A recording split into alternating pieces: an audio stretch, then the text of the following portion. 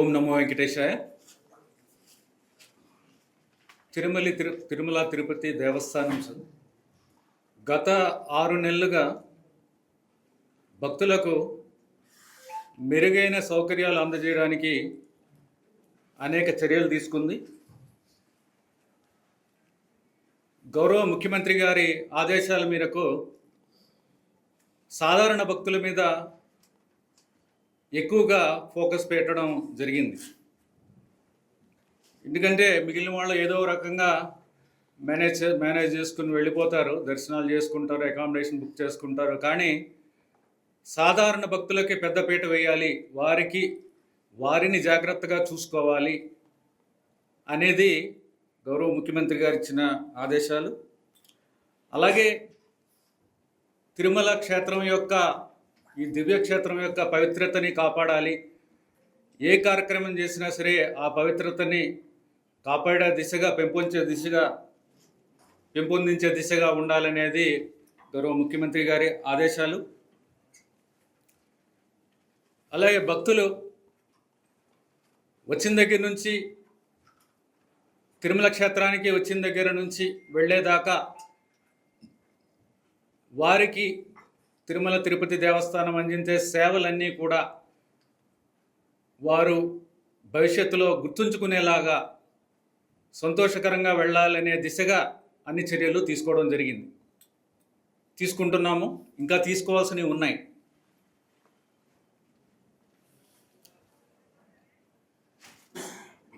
దర్శనానికి ముందు క్యూ కాంప్లెక్స్లో ఉన్న, క్యూ లైన్లో ఉన్న, వైకుంఠం కాంప్లెక్స్లో ఉన్న, అక్కడ అన్నప్రసాదాలు ఇచ్చే దగ్గర నుంచి,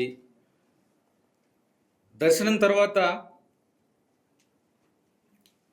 అన్నప్రసాదం మాతృశ్రీ తరిగొండ వెంగమాంబ అన్నప్రసాదం కాంప్లెక్స్లో అక్కడ ఇచ్చే అన్నప్రసాదాలు, అలాగే లడ్డూ ప్రసాదాలు యొక్క నాణ్యత,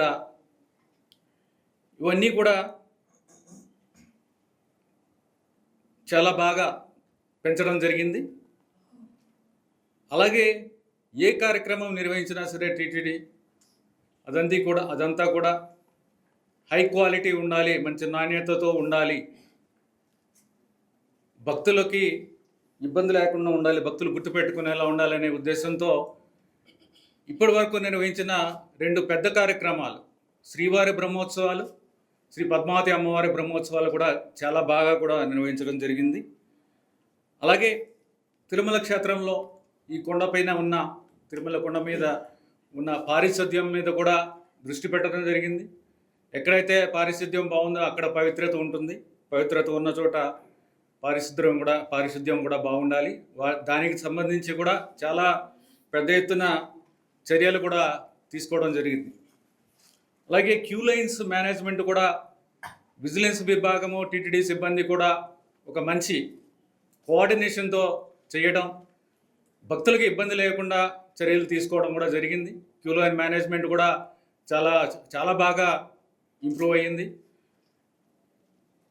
ఎడిషనల్ ఈవో గారు కూడా పర్సనల్గా వెళ్ళి ఈ queue line management time to time చూసుకోవడం, అలాగే ఎప్పుడైతే ఇంటర్వెన్షన్ అవసరం ఉంటుందో ఎక్కువగా భక్తులు ఉన్నప్పుడు కూడా స్వయంగా వెళ్ళి చూసుకోవడం, నేను కూడా అప్పుడప్పుడు వెళ్ళి చూడటం కూడా జరుగుతుంది. మొత్తం మీద గత 6 నెలలుగా టీటీడీ మంచి సౌకర్యాలు ఇవ్వడం, భక్తులకి మంచి సౌకర్యాలు ఇవ్వగలుగుతున్నామంటే ఇది టీటీడీ సిబ్బంది అంతా కూడా బాగా చేయడం. ఎడిషనల్ ఈవో గారు, జేఈఓలు, సివిఎస్ఓ గారు, అందరు అధికారులు, అలాగే సిబ్బంది, అలాగే మీడియా కూడా మాకు చాలా మంచి సహకారం అందించింది. ఏదైనా పాజిటివ్గా కవర్ చేయడం, ఏమైనా ఇబ్బందులు ఉన్నప్పుడు మాకు తెలియజేయడం, ఆ ఇబ్బందులని గ్రహించి మేము కూడా దాన్ని కరెక్ట్ చేసుకోవడం, ఇవన్నీ కూడా చేయడం జరిగింది. ఇంకా భవిష్యత్తులో ఇంకా చాలా కార్యక్రమాలు చేయాల్సినవి ఉన్నాయి. చేయాల్సిన దాంట్లో ఒక 10% అని చెప్పొచ్చు. ఇంకా చాలా చేయాల్సినవి ఉన్నాయి. అవి చేయాల్సినవి ఏంటి అనేది ఇప్పుడు కొన్ని మీకు చెప్పడం జరుగుతుంది, మీతో పంచుకోవడం జరుగుతుంది. ఒకటి, దాతలు నిర్మించిన అతిథి గృహాలు ఏవైతే ఉన్నాయో వాటి గురించి ఇంతకుముందు కూడా మాట్లాడడం జరిగింది. ఇవన్నీ కూడా వారి కంపెనీ పేర్లు పెట్టుకోవడం జరిగింది చాలా వరకు. ఇప్పుడు మొత్తం మీద 45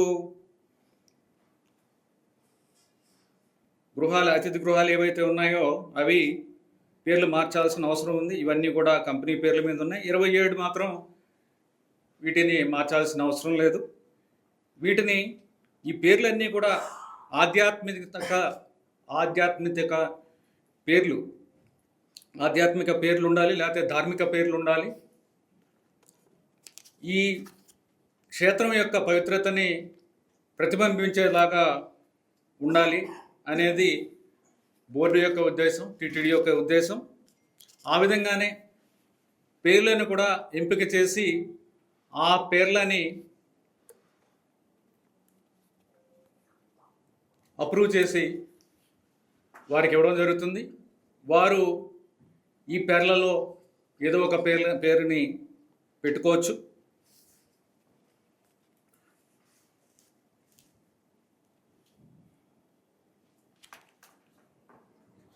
అలాగే గౌరవ ముఖ్యమంత్రి గారు శ్రీ చంద్రబాబు నాయుడు గారి ఆదేశాల మేరకు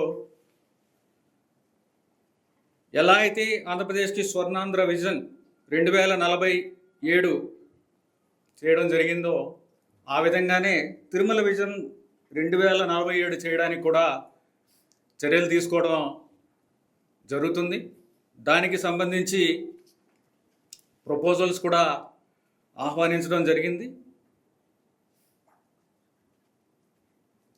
ఈ ప్రపోజల్ యొక్క ముఖ్య ఉద్దేశం ఏంటంటే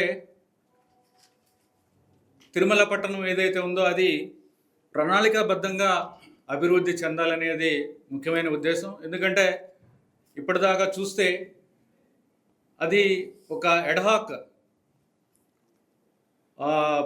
డెవలప్మెంట్ జరుగుతుందని చెప్పొచ్చు. ఎందుకంటే ఒక కాటేజ్ కట్టాలంటే ఇక్కడ ఖాళీ ఉంది, ఇక్కడ కట్టేద్దాము, లేకపోతే వెనక్కి జరుపుదాం, ముందుకు జరుపుదాం, లేదా రోడ్ ఏమైనా వేయాలంటే దానికి ఒక ప్రణాళిక లేకుండా, ఒక మాస్టర్ ప్లాన్ లేకుండా, ఎంత విడ్త్ ఉండాలి, ట్రాఫిక్ని బట్టి ఒక రోడ్డు విడ్త్ ఉండాలి, అవన్నీ లేకుండా కొంత హెఫజార్డ్గా జరుగుతుంది చాలా సంవత్సరాల నుంచి అనేది మనం అందరం గ్రహించాల్సిన విషయం. అలాగే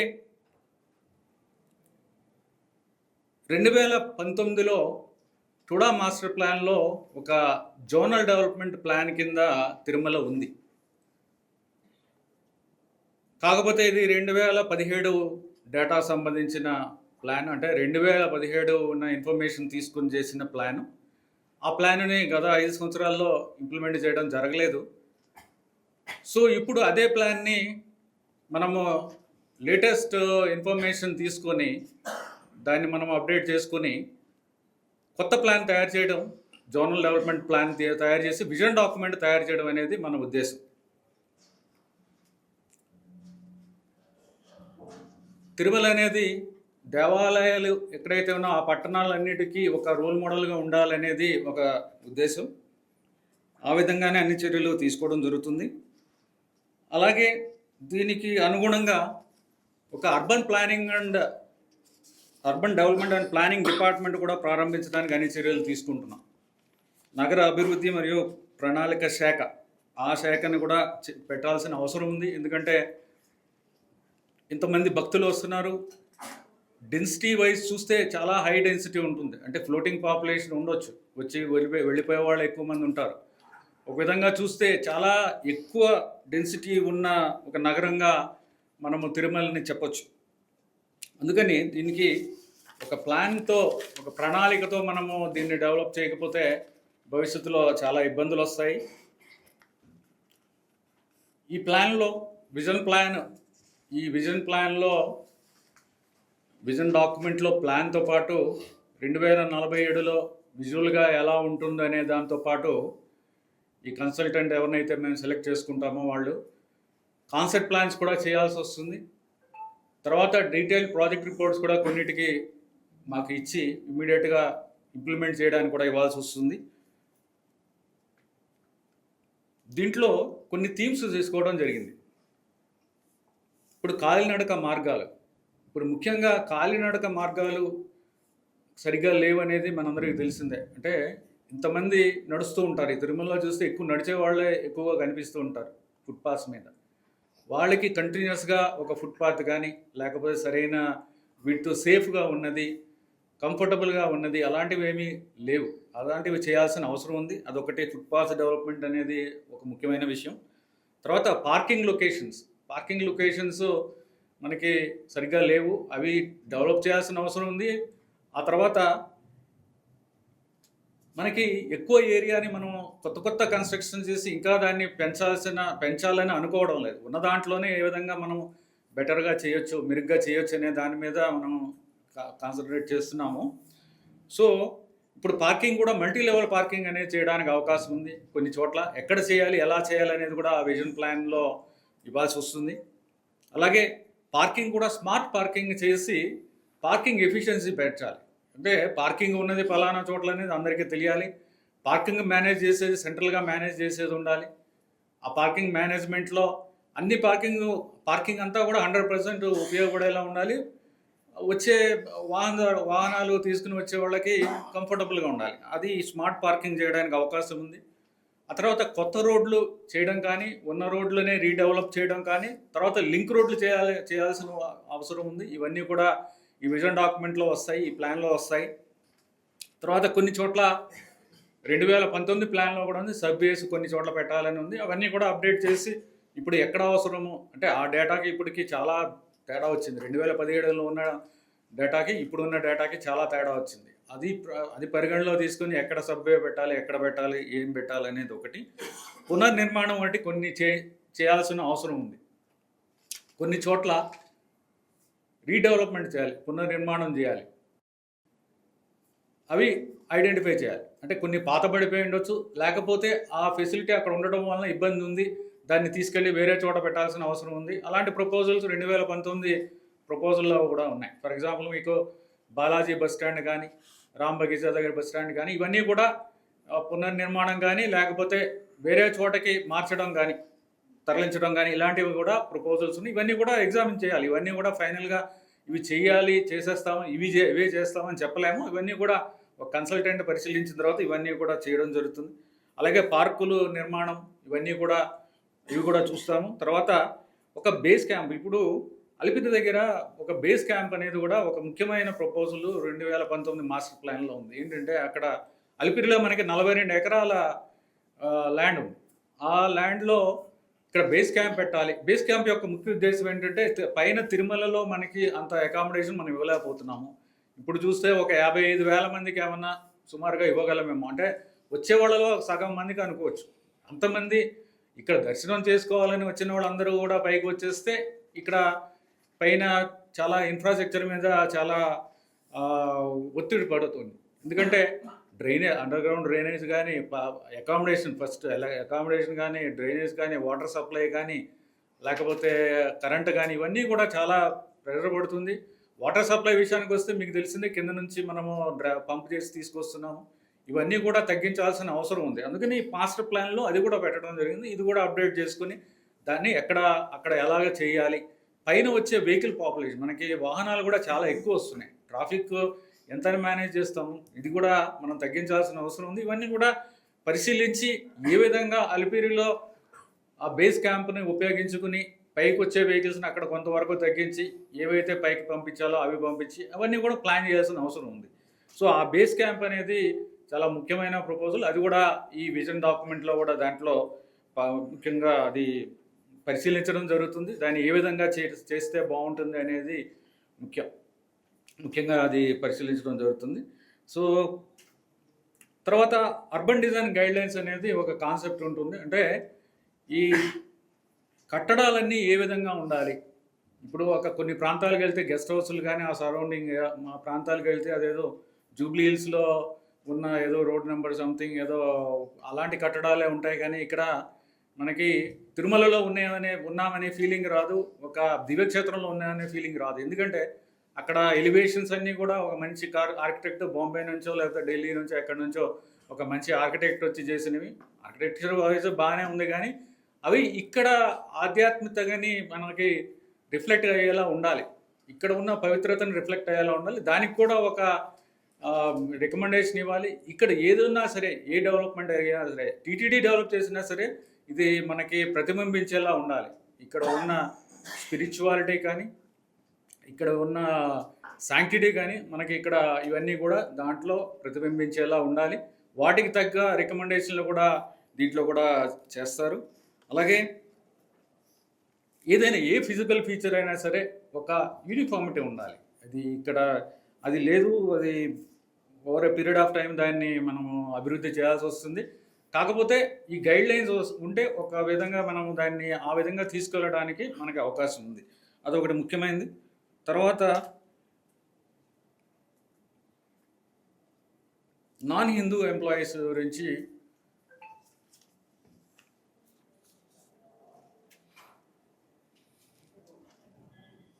బోర్డులో కూడా ఒక రిజల్యూషన్ తీసుకోవడం జరిగింది.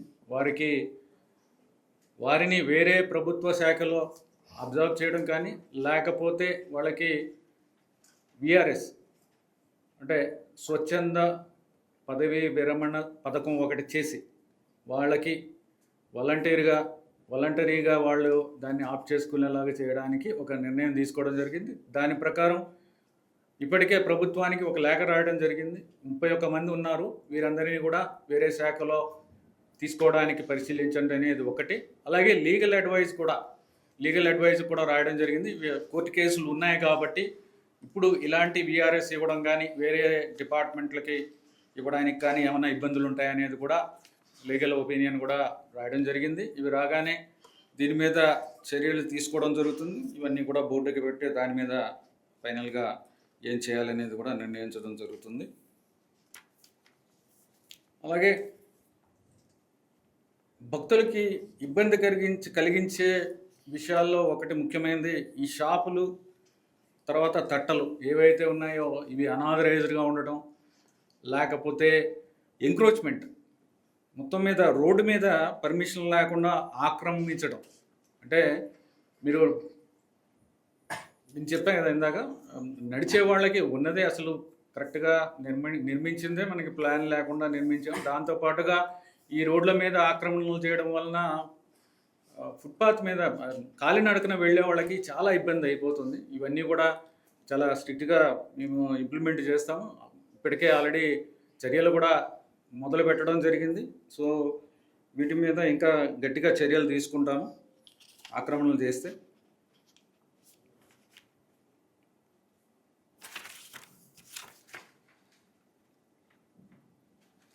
తర్వాత ఈ ఆవు నెయ్యి కల్తీని గుర్తించడానికి ఏం చర్యలు తీసుకుంటున్నాము. గతంలో ఆవు నెయ్యి టీటీడీ కొనుగోలు చేసే ఆవు నెయ్యిలో వచ్చిన సమస్యలు మీ అందరికీ తెలుసు. కల్తీ చేసిన నెయ్యి టీటీడీకి ఇవ్వడం, దాని మీద లీగల్ చర్యలు తీసుకోవడం, తర్వాత సిట్ ఎంక్వైరీ వేయడం, ఇవన్నీ కూడా మీకు అందరికీ తెలిసిందే. ముఖ్యంగా ఇది జరగడానికి కారణం ఏంటంటే క్వాలిటీ కంట్రోల్ సిస్టమ్ లేకపోవడం అనేది. కాకపోతే 6 నెలలుగా మనం చేసింది ఏంటంటే క్వాలిటీ కంట్రోల్ సిస్టమ్ ఒకటి. టీటీడీకి ల్యాబ్ లేదు. టీటీడీకి ల్యాబ్ ఉంది కానీ ల్యాబ్లో టెస్టింగ్ చేసేది ఇప్పుడు కల్తీని గుర్తించే పరికరాలు లేవు. సో ఆ పరికరాలు లేవనేది ఒకటి. పరికరాలు లేవనంత మాత్రాన మనం క్వాలిటీ కంట్రోల్ని చేయలేమా అంటే చెయ్యొచ్చు. అందుకని బయట ల్యాబ్స్ని ఉపయోగించుకొని మనము క్వాలిటీ కంట్రోల్ని ఇన్షూర్ చేసుకోవడం జరిగింది. నాణ్యత పరీక్షించడానికి బయట ల్యాబ్స్తో మనము ఎంపానల్ చేసుకుని వాళ్ళకి శాంపిల్స్ పంపించడం, వాళ్ళ ద్వారా రిపోర్ట్లు తెప్పించుకోవడం, ఎక్కడైనా తేడా ఉంటే వాళ్ళ మీద చర్యలు తీసుకోవడం, ఇవన్నీ కూడా చేస్తున్నాం. సో దీనివలన మనకు వచ్చే ఆవు నెయ్యి యొక్క నాణ్యత పెరిగింది. ఇప్పుడు స్వచ్ఛమైన ఆవు నెయ్యే వస్తుంది, దాంట్లో మాత్రం ఎటువంటి సందేహం లేదు. ఇంతకుముందు 320 రూపాయలకి ఆవు నెయ్యి రాదు అనేది మనకు తెలిసిందే. ఇప్పుడు మంచి రీజనబుల్ రేటు, అది కూడా ఎక్స్పర్ట్ కమిటీ కూడా చెప్పింది, ఆ రేటుకి దగ్గరగానే మనకి ఒక రేటు వస్తుంది. అలాగే మంచి రెప్యూటెడ్ మనకి సప్లయర్స్ కూడా వస్తున్నారు. ఎవరైతే పేర్లు చెప్పకూడదు కాబట్టి నేను చెప్పను, కానీ ఎవరైతే ఈ లూప్ హోల్ ఉంది, దాన్ని అడ్వాంటేజ్ తీసుకొని లాభం పొందుదామనే యాటిట్యూడ్ ఉన్న వాళ్ళందరూ వెళ్ళిపోయారు. వాళ్ళు ఎవరో రావడం లేదు. ఇప్పుడు వచ్చే వాళ్ళందరూ కూడా రెప్యుటేషన్ ఒకటి, తర్వాత రెప్యుటేషన్ కాపాడుకోవడం, రెప్యుటేషన్ ఉన్న వాళ్ళే వస్తున్నారు. వాళ్ళెవరూ కూడా రెప్యుటేషన్ పాడు చేసుకోవడానికి వాళ్ళెవరూ కూడా చెయ్యరు. వాళ్ళందరూ కూడా మంచి నెయ్యే ఇస్తున్నారు. కానీ ఇది షార్ట్ టర్మ్, అంటే బయటకి మనం పంపించడం, అక్కడ మనం టెస్ట్ చేసుకోవడం, ఇవన్నీ కూడా short term approach. Long term ఏం చేయాలంటే టీటీడీ ల్యాబ్ని మనము అప్గ్రేడ్ చేసుకోవాలి. సో నీకు ఆల్మోస్ట్ ఒక 4-5 నెలల క్రితమే ప్రెస్ మీట్లో కూడా చెప్పడం జరిగింది. టీటీడీ ల్యాబ్ అప్గ్రేడ్ చేయడానికి, ఈ కల్తీని గుర్తించడానికి సంబంధించిన ఎక్విప్మెంట్ ఎంత ఖర్చు అవుతుంది, ఎలా చేస్తున్నాం అనేది కూడా చెప్పడం జరిగింది మీకు. ఎన్డీడీబీ వాళ్ళు జూలైలో మాట్లాడినప్పుడు వాళ్ళు ఈ ఎక్విప్మెంట్ కాస్ట్ రెండు ఎక్విప్మెంట్లు ఉంటాయి. ఈ కాస్ట్ 35 లక్షలు ఉంటాయి. మొత్తం 70 లక్షలు. ఈ ఎక్విప్మెంట్ కాస్ట్ 70 లక్షలు అవుతుంది. ఈ 70 లక్షల ఎక్విప్మెంట్ వాళ్ళు డొనేషన్ బేసిస్లో ఇస్తామని చెప్పారు. సో డొనేషన్ కాకపోయినా టీటీడీ అదర్వైజ్ ఇంకా కావాలంటే కొనుక్కోగలిగిన స్తోమత ఉంది. కానీ వాళ్ళు చాలా గ్రేషియస్గా పెద్ద మనసుతో వాళ్ళు వచ్చారు.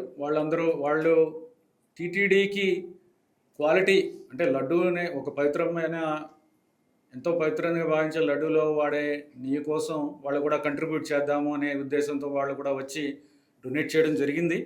సో ఆ డొనేట్ చేసిన ఎక్విప్మెంట్ ఆల్రెడీ మనకి ఇప్పుడు దాకా వచ్చేసింది ఆ ఎక్విప్మెంట్. అది ఒక మంచి విషయం ఏంటంటే అది ఇన్స్టాల్ చేయడం జరిగింది. ఆ ఎక్విప్మెంట్ నిన్న ఇన్స్టాల్ చేయడం జరిగింది. దాంట్లో రెండు రకాల ఎక్విప్మెంట్ ఉంటుంది. దాంట్లో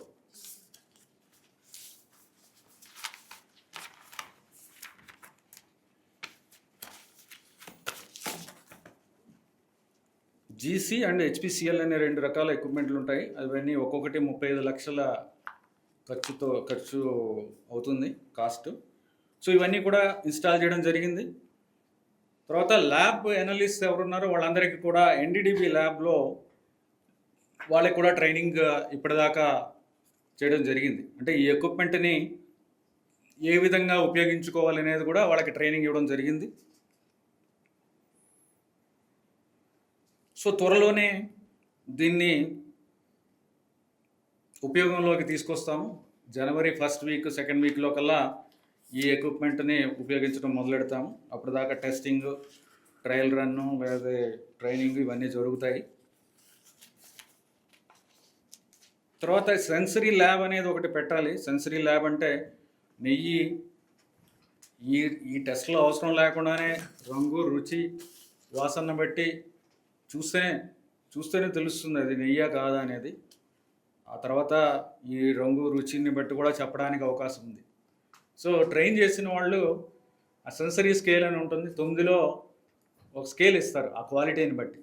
ఆ స్కేల్ని బట్టే తెలిసిపోతుంది ఏంటి దీంట్లో ప్రాబ్లం ఉందా లేదా అనేది. ఆ ల్యాబ్ కూడా ఎస్టాబ్లిష్ చేయడం జరిగింది. ఆ ల్యాబ్లో ఉండే టెక్నీషియన్స్ని కూడా అందరికీ కూడా ట్రైనింగ్ కూడా ఇప్పటికే ఇవ్వడం జరిగింది.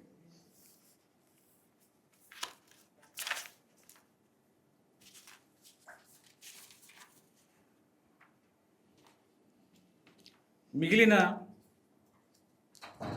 ఆహార పదార్థాలు, ముడి సరుకులు ఏవైతే ఉన్నాయో, ప్రసాదాల తయారీకి కానీ, లడ్డూల తయారీకి కానీ, ఏదైనా సరే వాటికి సంబంధించిన ప్రొక్యూర్మెంట్ కూడా బాగుండాలి, వాటి నాణ్యత కూడా పెంచాలి అనే ఉద్దేశంతో రిలయన్స్ రిటైల్ వాళ్ళతో ఒక ఎంఓయూ చేసుకున్నాము. వాళ్ళు కూడా స్వచ్ఛందంగా ముందుకు వచ్చారు. వారితో ఒక ఎంఓయూ చేసుకున్నాం. 2 ప్రొక్యూర్మెంట్ ఎక్స్పర్ట్స్ని మాకు ఇచ్చారు. వాళ్ళు కొన్ని ముఖ్యమైన ఈ రా మెటీరియల్స్ ఏవైతే ఉన్నాయో వాటి మీద స్టడీ చేసి స్పెసిఫికేషన్ని ఏ విధంగా పెంచవచ్చు, బాగా చేయవచ్చు, తర్వాత ఎలాంటి సప్లయర్స్ని మనము తీసుకుంటే మనకి మంచి మెటీరియల్ వస్తుంది, ఇవన్నీ కూడా వాళ్ళు మనకి సహాయం చేస్తున్నారు.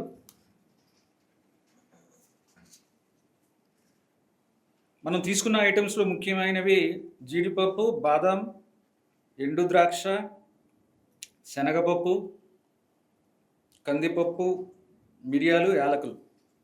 సో ఇవన్నీ కూడా ఫస్ట్ ఫేజ్లో చేస్తున్నాం. మిగిలినవి కూడా దీని తర్వాత వాటి మీద కూడా చేయడం జరుగుతుంది. సో ఒక నెల 2 నెలల్లో వాళ్ళు మనకి రికమెండేషన్ చేసిన తర్వాత ఇప్పటికే మంచి క్వాలిటీనే తీస్తున్నా, ఇంకా మెరుగైన క్వాలిటీని చేయాలనేది ముఖ్యమంత్రి గారు కూడా ఉద్దేశం. ముఖ్యమంత్రి గారు కూడా దీని మీద ఒక ఎక్స్పర్ట్స్ని ఎంగేజ్ చేసి ఇంకా మంచి మెటీరియల్ని ప్రొక్యూర్ చేసేలాగా చర్యలు తీసుకోమని కూడా డైరెక్షన్స్ ఇచ్చారు. దాని ప్రకారమే ఇవన్నీ కూడా చేయడం జరిగింది.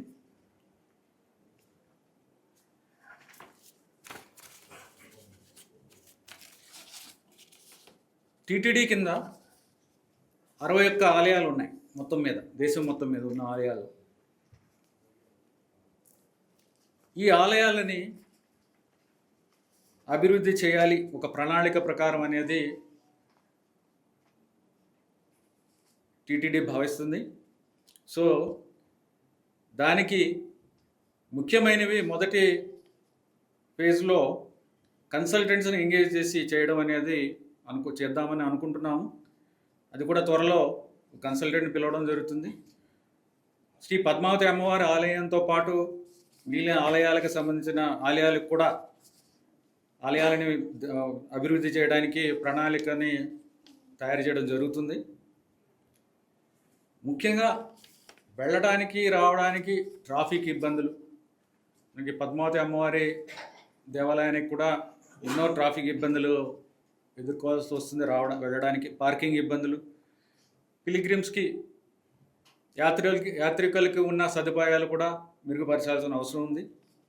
అన్ని చోట్ల పద్మావతి అమ్మవారి ఆలయంలో మాడ వీధుల్లో కూడా ఇబ్బందులు ఉన్నాయి, వాహనాలు వెళ్ళడానికి కూడా ఇబ్బంది ఉంది. ఇవన్నీ కూడా కన్సల్టెంట్స్తో చర్చించడం ప్రారంభించాము. వాటి మీద కూడా ప్రపోజల్స్ వచ్చిన తర్వాత దాని మీద ఏం చేయాలనేది కూడా బోర్డుతో చర్చించిన తర్వాత కార్యక్రమాలు చేపడతాము.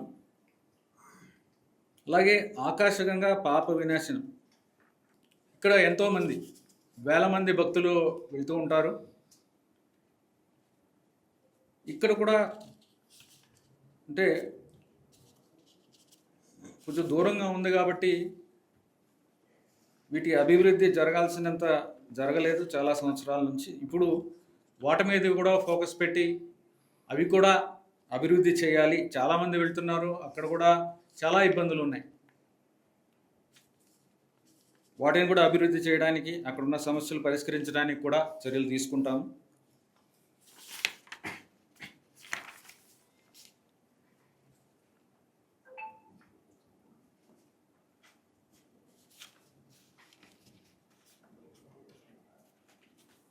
ఆల్ హిందూ ధార్మిక్ ప్రాజెక్ట్స్ అని ఒక విభాగం ఉంది టీటీడీలో. అంటే సనాతన హిందూ ధర్మాన్ని ప్రచారానికి, పరిరక్షణకి సుమారు 100 కోట్లు టీటీడీ నుంచి ఖర్చు పెడుతున్నాము. ఈ కార్యక్రమాలన్నీ బాగా జరుగుతున్నాయి, కానీ కొన్ని లోటుపాట్లు గ్రహించడం జరిగింది. సో వీటిని ఏ విధంగా మనము సరిదిద్దుదామనే విషయంలో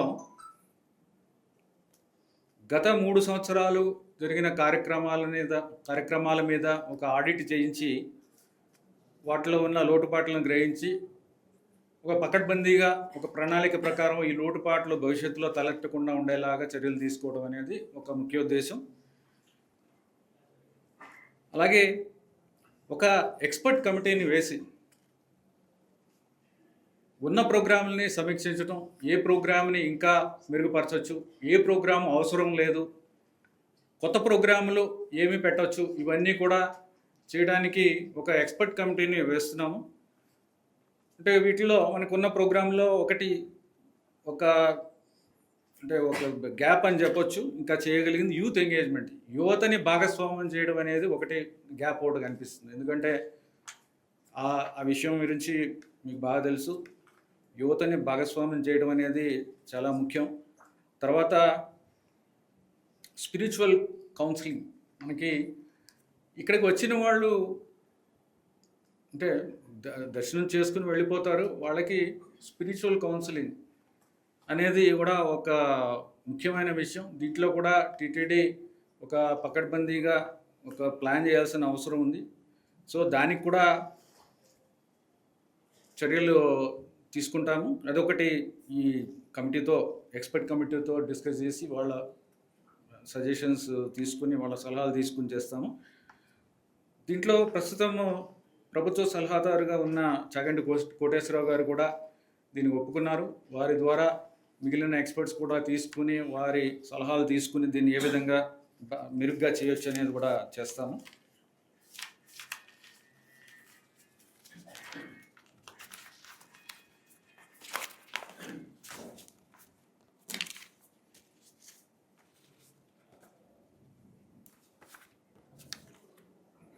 ఇప్పుడు బిగ్ క్యాంటీన్, జనతా క్యాంటీన్ మీ అందరికీ తెలుసు. మొత్తం 16 క్యాంటీన్లు ఉన్నాయి. 16 బిగ్ క్యాంటీన్లు, 6 జనతా క్యాంటీన్లు ఉన్నాయి.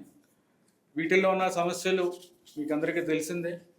ఒకప్పుడు తిరుమలకు వస్తే నాణ్యమైన రుచికరమైన భోజనం దొరుకుతుంది అనుకునేవాళ్ళము, చూసేవాళ్ళము, చేసేవాళ్ళము, ఆనందంగా వెళ్ళేవాళ్ళము. కానీ ఇప్పుడు చూస్తే ఆ పరిస్థితులు లేవు. సో దీనికి ఏమిటి కారణం అని చూస్తే చాలా ఇబ్బందులను గుర్తించాము. ఆ ఇబ్బందులు ఏంటంటే సుమారుగా 7 ఇబ్బందులు గుర్తించాం. ఒకటి ఏంటంటే టీటీడీ ఈ బిగ్ క్యాంటీన్స్, జనతా క్యాంటీన్ ఒక రెవెన్యూని పెంచుకోవాలి, ఆదాయం పెంచుకునే దాని కింద ట్రీట్ చేయడం అనేది ఒకటి. అంటే బిగ్ క్యాంటీన్స్ని ఎవరు ఎక్కువ వేస్తే, ఎవరు ఎక్కువ టెండర్ పాడుకుంటే వాళ్ళకి ఇచ్చే విధానం ఒకటి, అదొకటి ఇబ్బంది. దానివల్ల ఏంటంటే వచ్చేవాళ్ళు సర్వీస్ కన్నా ఎక్కువగా ఎలా డబ్బులు సంపాదించుకున్న దాని మీదే, ఎలా డబ్బులు కట్టాలి, ఎక్కువ డబ్బులకు వాడుకుంటాడు, అదొకటి ఇబ్బంది. తర్వాత దానివల్ల కూడా సర్వీస్ క్వాలిటీ దెబ్బతినడం. తర్వాత ప్రైసింగ్ కంట్రోల్. ఇప్పుడు బిగ్ క్యాంటీన్స్ మీద ప్రైస్ కంట్రోల్ లేదు. సో దానివల్ల ఎంత కడితే, ఎంత కావాలనుకుంటే అంత పెట్టుకోవచ్చు. కానీ అఫ్కోర్స్ మనము దాన్ని వాళ్ళని అలా చేయనివ్వడం లేదు. కానీ లీగల్గా దాంట్లో ఇబ్బంది ఉంది. ప్రైస్ కంట్రోల్ అనేది మన చేతిలో లేదు, టీటీడీ చేతిలో లేదు టెండర్ డాక్యుమెంట్ ప్రకారం. అలాగే జనతా క్యాంటీన్స్లో కూడా కొంతవరకు ఉంది, కానీ కొంతవరకు, చాలా వరకు లేదు. అలాగే ఇక్కడ ఉన్న ఎవరైతే ఆపరేట్ చేస్తున్న, ఎవరైతే లైసెన్స్ తీసుకున్నారో అది మరి వాళ్ళు ఆపరేట్ చేస్తున్నారా లేదా ఒరిజినల్ వాళ్ళు అనేది డౌట్ఫుల్గా ఉంటుంది. ఎందుకంటే వాళ్ళు పెట్టే పేరులో కూడా ఇంతకుముందు వాళ్ళు ఎవరికైతే లైసెన్స్ ఇచ్చామో వాళ్ళ పేర్లు కనిపించవు. ఏదో ఒక బాలాజీ భవనం లేకపోతే అలాంటిది ఏదో పేరు పెట్టుకుంటారో, వాళ్ళు ఎవరు ఆపరేట్ చేస్తున్నారో తెలియదు. అట్లీస్ట్ వాళ్ళ పేరు పెట్టుకుంటే వాళ్ళకి చెడ్డ పేరు వస్తుంది, సరైన ఆహారం అందించకపోతే, సరైన క్వాలిటీ మెయింటైన్ చేయకపోతే వాళ్ళకి చెడ్డ పేరు వస్తుందనే భయం కూడా లేదు. సో అది కరెక్ట్ చేసాం ఆల్రెడీ ఇప్పుడు దాకా. సో వాళ్ళ పేరు కూడా ఉండాలి, అది లేదు, అది ఇన్సిస్ట్ చేయడం లేదు. దానివల్ల సబ్లీజు అనేది ఇబ్బంది ఒకటి ఎదురైంది.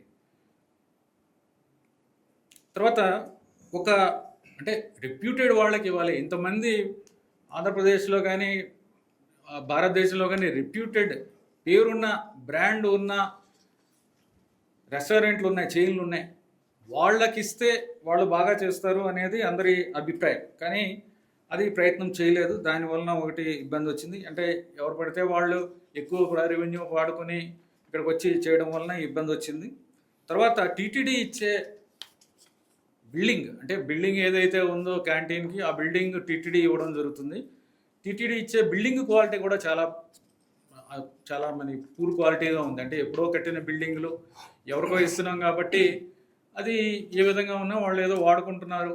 సో దానివల్ల కూడా వాళ్ళకి ఇబ్బంది వస్తుంది. వాళ్ళు ఏం చేస్తున్నారంటే ఈ యాత్రికులు వచ్చి ఎవరైతే భోజనానికి వస్తారో వాళ్ళు కూర్చుని ఎక్కడ కూర్చుంటారో అక్కడ అంతా బాగా పైన చేసేస్తున్నారు, లోపలంతా డొల్ల.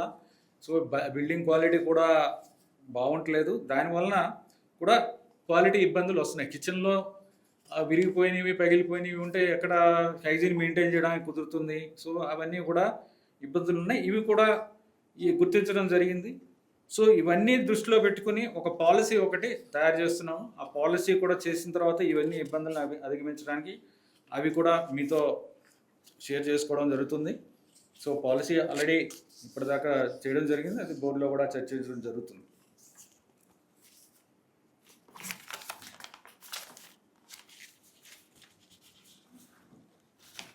తర్వాత వేస్ట్ మేనేజ్మెంట్ అనేది చాలా ముఖ్యమైన విషయం. పరిశుభ్రత కాపాడాలి తిరుమల క్షేత్రాన్ని అంటే వేస్ట్ మేనేజ్మెంట్ చాలా కరెక్ట్గా చేయాల్సి వస్తుంది. ఇప్పుడు వేస్ట్ మేనేజ్మెంట్ విషయానికి వస్తే మనకి అండర్ గ్రౌండ్ డ్రైనేజ్ అనేది చాలా ముఖ్యం. అండర్ గ్రౌండ్ డ్రైనేజ్ అనేది చాలా పాత డ్రైనేజ్, ఎప్పుడో కట్టినది, సరిగ్గా డాక్యుమెంట్ కూడా లేదు, ఏ లైన్ ఎక్కడికి వెళ్తుంది అనేది సరిగ్గా డాక్యుమెంటేషన్ కూడా లేదు. సో పాతది, సరిగ్గా మెయింటైన్ చేయడానికి ఇబ్బందులు ఉన్నవి.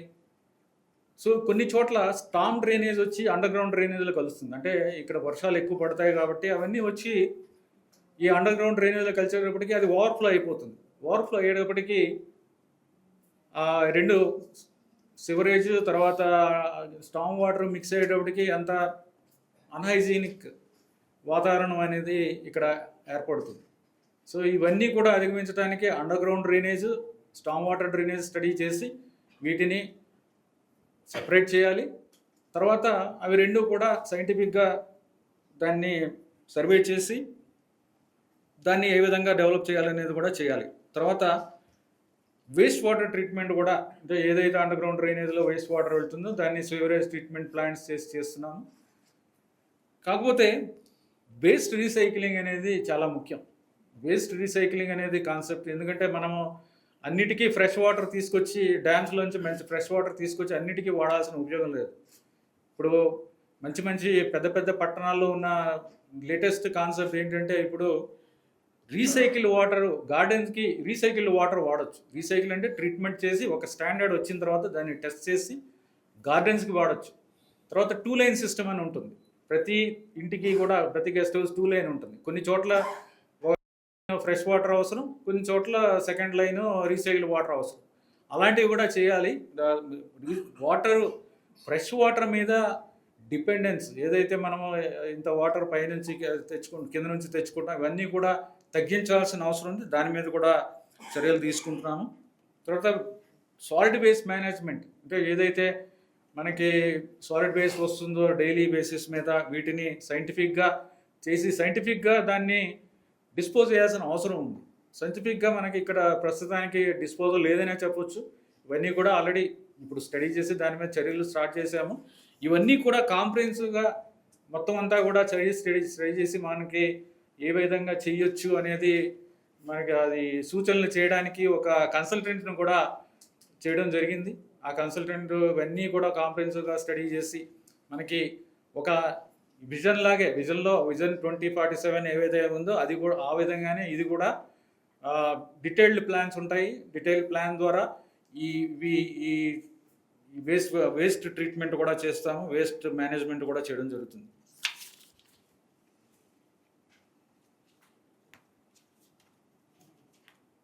గెస్ట్ హౌసెస్, ఇప్పుడు మనకి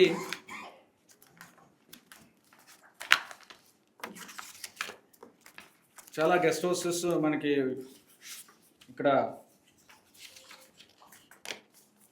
కట్టడం జరిగింది. మొత్తం మీద కాటేజెస్, గెస్ట్ హౌసెస్ ఇవన్నీ కూడా వీటి కండిషన్ ఎలా ఉంది, ఇవన్నీ ఎప్పుడో కట్టినవి, కొన్ని రెనోవేషన్ రీసెంట్గా చేయడం జరిగింది, కొన్ని ఏమో ఎప్పుడో చేశారు. ఇవన్నీ కూడా ఒక ప్రిలిమినరీగా స్టడీ చేయడం జరిగింది. వీటిలో కొన్ని మేజర్ రిపేర్స్ అవసరం, కొన్నిటికి మైనర్ రిపేర్స్ చేస్తే సరిపోతుంది, కొన్నిటికి పడగొట్టాల్సిన అవసరం కూడా ఉంది.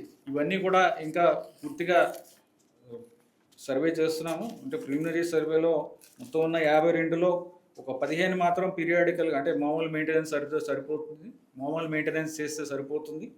మిగిలిన వాటిలో మాత్రం మైనర్గా చిన్నపాటి రిపేర్లు చేస్తే సరిపోతుంది. కొన్నిట్లో పెద్ద రిపేర్లు చేయాల్సి వస్తుంది, మేజర్ రిపేర్స్, కొన్నిటిని డిమాలిష్ చేయాల్సి వస్తుంది. ఇవన్నీ కూడా డీటెయిల్స్ మీకు కంప్లీట్గా మొత్తం సర్వే అంతా అయిపోయిన తర్వాత ఇవన్నీ కూడా మీకు ఇస్తాము, దీన్ని కూడా మీకు చెప్తాను. సో ముఖ్యంగా ఇది ఎందుకు చెప్తున్నానంటే ఇక్కడ ప్రొవైడ్ చేసే మనం అందరికీ భక్తులకు ఇచ్చే ఏదైతే వసతి ఉందో అదంతా కూడా ఎక్కడ ఇబ్బందులు లేకుండా మంచి నాణ్యమైన వసతి ఇవ్వాలి. ఇప్పుడు కూడా కంప్లైంట్స్ వస్తూ ఉంటాయి, ఇక్కడ విరిగిపోయింది, అక్కడ పైన సరిగ్గా లేదని. ఇవన్నీ కూడా పెద్ద లెవెల్లో రిపేర్ చేయాలి. లేకపోతే కొన్ని అయితే మీకు తెలిసిందే, అవి కూడా డిమాలిష్ చేయాల్సిన అవసరం పడవచ్చు. ఇవన్నీ కూడా వీటి మీద కూడా మేము చర్యలు తీసుకుంటున్నాము.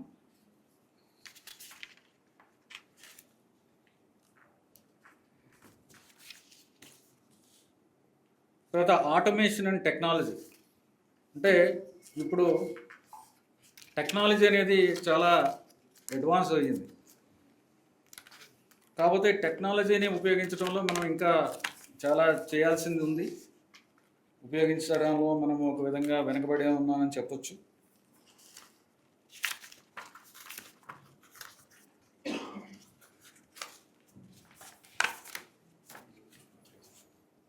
రోజుకి మనకి 70 నుంచి 80 వేల మంది భక్తులు దర్శనం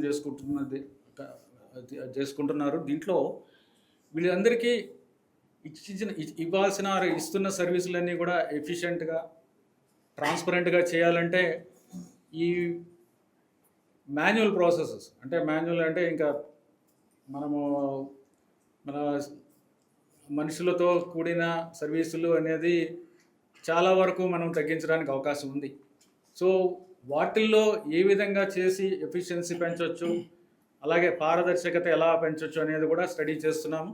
ఒక ఎక్స్పర్ట్ ఒక ఆయనని షడగోపన్ గారిని, ప్రొఫెసర్ షడగోపన్, ఆయన చాలా సీనియర్ పర్సన్, IIIT బెంగళూరు ఆయన డైరెక్టర్గా ఉండి ఇప్పుడు IITDM అంటే IIIT కాన్సెప్ట్లో స్టార్ట్ చేసిన ఇది కంచీపురం, ఆయన చైర్మన్. అలాగే చాలా పెద్ద టెక్నాలజీ కమిటీస్లో ఆయన కూడా మెంబర్ కింద ఉన్నారు. ఆయన సర్వీసెస్ తీసుకుంటున్నాం. వీటిలో ఏంటంటే చాలా సర్వీసుల్లో చేయడానికి అవకాశం ఉంది. దాంట్లో ఒకటి వసతిలో, అంటే ఒక అటెండర్ వెళ్ళి దాన్ని చెక్-ఇన్ చేయడం, చెక్అవుట్ చేయడం అవసరం లేకుండా చేయడానికి అవకాశం ఉంది. అది అందరికీ ఇది కన్వీనియంట్గా ఉంటుంది, కంఫర్టబుల్గా ఉంటుంది అంటే అది చెప్పలేం. కొంతమంది ఆ విధంగా కంఫర్ట్ ఫీల్ అవ్వచ్చు, వాళ్ళకి బాగుండొచ్చు, ఆ విధంగా ఉపయోగించుకునే కెపాసిటీ ఉండొచ్చు. అలాంటి వాళ్ళకి ఆటోమేటెడ్గా మనం వాళ్ళకి కీ ఇచ్చేస్తే వాళ్ళు వెళ్ళి వాళ్ళే చెక్-ఇన్ అవుతారు, చెక్అవుట్ అవుతారు. అవి స్టడీ చేయాలి, అది ఎంతవరకు ఫీజిబుల్ ఏమిటనేది. ఎందుకంటే భారతదేశంలో ప్రజలందరూ కూడా టెక్నాలజీని తొందరగా అడాప్ట్ చేసుకుంటారు. ఒకసారి మొదలుపెట్టిన తర్వాత కొంతమంది ఉపయోగించుకునేది, తర్వాత ఎక్కువ మంది ఉపయోగించడం మొదలు పెడతారు. ఎలా అయితే మొబైల్ అప్లికేషన్స్ అని ఇప్పుడు ఏ విధంగా అందరూ వాడటం మొదలెట్టారో, అదేవిధంగా ఒకసారి స్టార్ట్ అయిన తర్వాత అది భవిష్యత్తులో కూడా చాలా బాగా అదే ముఖ్యమైనది అవ్వచ్చు ఆ సర్వీస్. సో రెండు కూడా టెక్నాలజీతో పాటు మాన్యువల్గా కూడా ఉంటుంది. బట్ టెక్నాలజీ కొన్నిటిలో ప్రారంభించాల్సిన అవసరం ఉంది. ఇదొకటి. తర్వాత వసతికి సంబంధించింది ఒకటి. తర్వాత స్కానింగ్, గుళ్ళోకి వచ్చేటప్పుడు అంటే క్యూ లైన్లో వచ్చేటప్పుడు ఇంకా మనం మాన్యువల్ స్కానింగ్ చేస్తున్నాం. దాంట్లో కూడా మనం ఆటోమేషన్ చేసే పరిస్థితి ఉంది. టెక్నాలజీ ఉపయోగించి మనుషులు స్కానింగ్ చేయాల్సిన అవసరం లేకుండా, మాన్యువల్ స్కానింగ్ లేకుండా ఎవరైనా సరే వచ్చినప్పుడు వాళ్ళ ఫోటో కానీ, లేకపోతే RFID ట్యాగ్ ఏదో ఇస్తాము అలాంటిది కానీ, ఏదో ఒక టెక్నాలజీ ద్వారా మనము ఇంటర్వెన్షన్ లేకుండా ఆటోమేటిక్గా వెళ్ళిపోయేలాగా చేసుకుంటే మనకి ఇబ్బంది లేకుండా తొందరగా ఆ క్యూలు వెళ్ళడానికి అవకాశం ఉంది, లోపలికి వెళ్ళడానికి.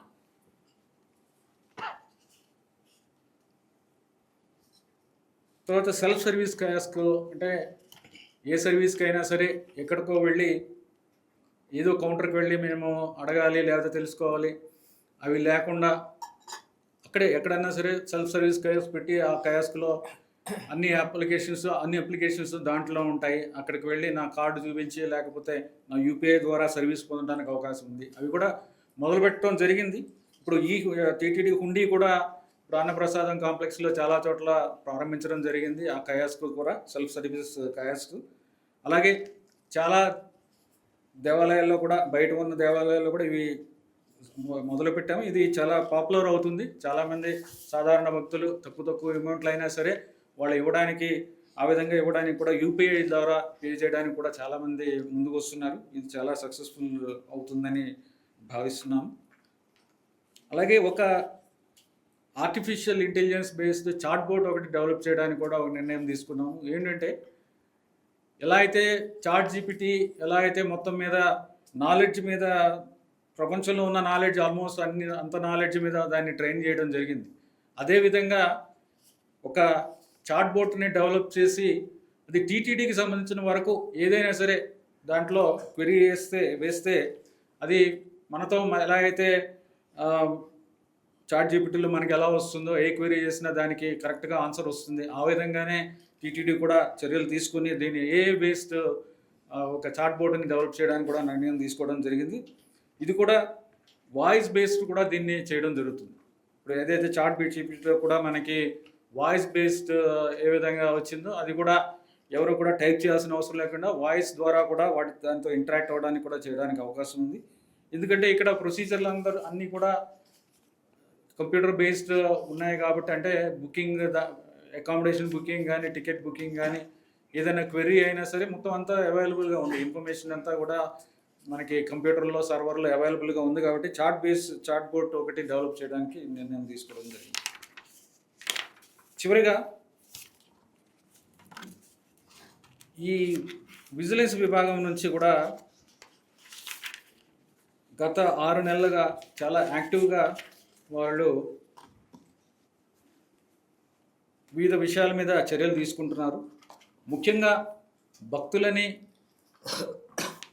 మోసం చేసేవాళ్ళు, ఇక్కడ దర్శనాలు ఇప్పిస్తాము సేవలు ఇప్పిస్తామని మోసం చేసేవాళ్ళు, లేకపోతే గతంలో ఉన్న సిస్టంలో ఉన్న లూప్ హోల్స్ని వాడుకొని దాని ద్వారా మోసాలు చేసిన వాళ్ళు, వీళ్ళందరి మీద కూడా చాలా చాలా చర్యలు తీసుకోవడం జరిగింది. భక్తులందరికీ కూడా విజ్ఞప్తి ఏమిటంటే ఎవరు కూడా టీటీడీ ఛానల్స్ ద్వారానే ఆన్లైన్ ఛానల్ ద్వారానే బుక్ చేసుకోండి, అంతేకాని ఈ బ్రోకర్ల ద్వారా వెళ్ళదు. బ్రోకర్లందరూ మోసం చేసేవాళ్ళే, ఎవరికి కూడా ఇప్పుడు సిస్టమ్ ద్వారా రావడానికి అవకాశం లేదు. అలాగే కొన్ని విఐపి బ్రేక్స్ కూడా కొన్ని మిస్యూజ్ కూడా చేయడం కనిపెట్టడం జరిగింది. ఎందుకంటే విజిలెన్స్ విభాగం నుంచి కానీ అడిషనల్ ఈఓ గారు కూడా చాలా జాగ్రత్తగా చూస్తున్నారు. ఎవరైతే మిస్యూజ్ చేస్తున్నారు అనే డౌట్ వచ్చినప్పుడు వాటిని కూడా ఎంక్వైరీ చేయడం జరిగింది. ఎవరు కూడా మిస్యూజ్ చేయకూడదు, ఇది ఒక ప్రివిలేజ్, కొంతమంది మిస్యూజ్ చేస్తున్నారు అనేది గతంలో కూడా గ్రహించడం జరిగింది. వీరందరి మీద కూడా చర్యలు తీసుకోవడం జరుగుతుంది. ఇప్పటికే ఎఫ్ఐఆర్లు కూడా లాడ్జ్ చేయడం జరిగింది.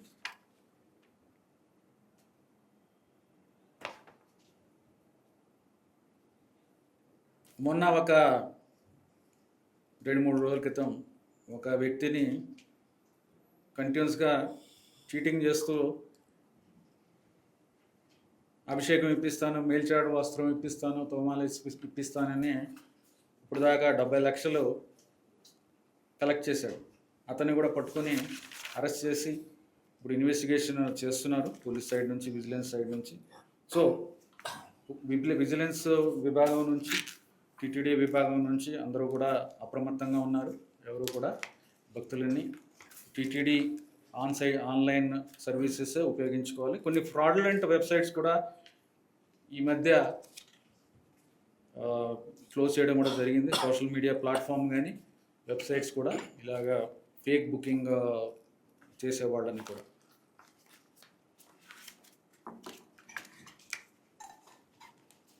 ధన్యవాదాలు. సార్, ఈ ఆర్టిఫిషియల్ ఇంటెలిజెన్స్ ద్వారా ఫేస్ రికగ్నిషన్ యాప్ ఇప్పటికీ స్టార్ట్ చేస్తామని చెప్తున్నారు. ఇప్పుడు ఫేస్ రికగ్నిషన్ అనేది ఒకటి టెక్నాలజీ పరంగా అది ఒకటే కాకుండా ఇంకా చాలా ఉన్నాయి, అవి కూడా చేస్తామని చెప్పాను. ఒకటి ఫేషియల్ రికగ్నిషన్ అనేది మేము ఒక 3 నెలల క్రితమే ఒక అడ్వర్టైజ్మెంట్ కూడా ఇవ్వడం జరిగింది ఫేషియల్ రికగ్నిషన్ టెక్నాలజీ కోసం. ఎవరైనా టెక్నాలజీ ఉంటే మాకు తీసుకుని రండి. కానీ ఎక్కువ మంది ముందుకు వచ్చారు, కానీ వాళ్ళు ప్రూఫ్ ఆఫ్ కాన్సెప్ట్ తీసుకుని రావాలి. ఎవరు కూడా సక్సెస్ఫుల్గా ఇప్పుడు దాకా ఇవ్వలేదు. రిలయన్స్ వాళ్ళు ముందుకు వచ్చారు, వాళ్ళు మా రిక్వైర్మెంట్ చెప్పాము ఆ ఫేషియల్ రికగ్నిషన్, వాళ్ళు స్టడీ చేస్తున్నారు. వాళ్ళు ఏమైనా సొల్యూషన్ ఇస్తే దాన్ని బట్టి చేస్తాం. మన రిక్వైర్మెంట్ ఏంటంటే వీడియో నుంచి వీడియోలో మ్యాచ్ చేయాలి, స్టాటిక్ ఫోటో నుంచి మళ్ళీ వీడియోలో మ్యాచ్ చేయాలి, ఆ కౌంట్ తెలియాలి. ఇప్పుడు దాకా మనకి ఎగ్జాక్ట్గా మనకి ఎంతమంది బయటకు వస్తున్నారు అనేది, టీటీడీలో గంటలో ఎంతమంది దర్శనం చేసుకున్నారు అనేది ఒక అంచనా మాత్రమే. కరెక్ట్గా ఎంతమంది అనేది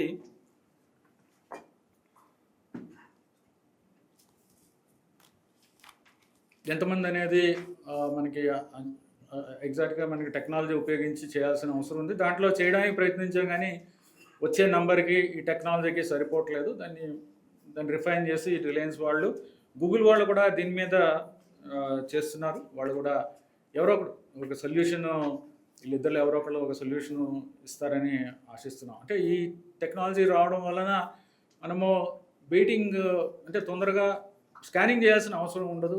అందులోనే ఎవరన్నా బ్రోకర్లు దీంట్లో ప్రవేశించడానికి కూడా అవకాశం లేకుండా చేయడానికి ఇది ఉంది. కానీ అదంటే ఈజీగా అయ్యేది కాదు. అది చాలా పెద్ద పెద్ద వాళ్ళు ట్రై చేస్తున్నారు. యాక్యురసీ అనేది ముఖ్యం మనకి. టెక్నాలజీ ఎంత యూజ్ చేస్తా అన్నారు కానీ క్యాలెండర్లు డైరీలు తీసుకునే చోట ఫోన్పే కానీ గూగుల్ పే కానీ వాడట్లేదు. ఈవెన్ తిరుపతిలో కూడా ఏదైనా వాళ్ళ ఆడిటింగ్ ప్రాబ్లం అని చెప్తున్నారు అడిగితే. అంటే అక్కడ ఉన్న సిబ్బంది, భక్తులు అయితే దాని మీద కంప్లైంట్ చేస్తున్నారు. అలాగే తప్పకుండా వాటి మీద చర్యలు తీసుకుంటారు. సార్, డిప్యుటేషన్ కంప్లీట్ అయిన రెవెన్యూ చాలా మంది ఇతర ఉద్యోగులు ఇప్పటికీ టీటీడీలో కొనసాగుతున్నారు. రిటైర్మెంట్ అయిన ఉద్యోగులు కూడా ఎక్స్టెన్షన్ అవుతున్నారు.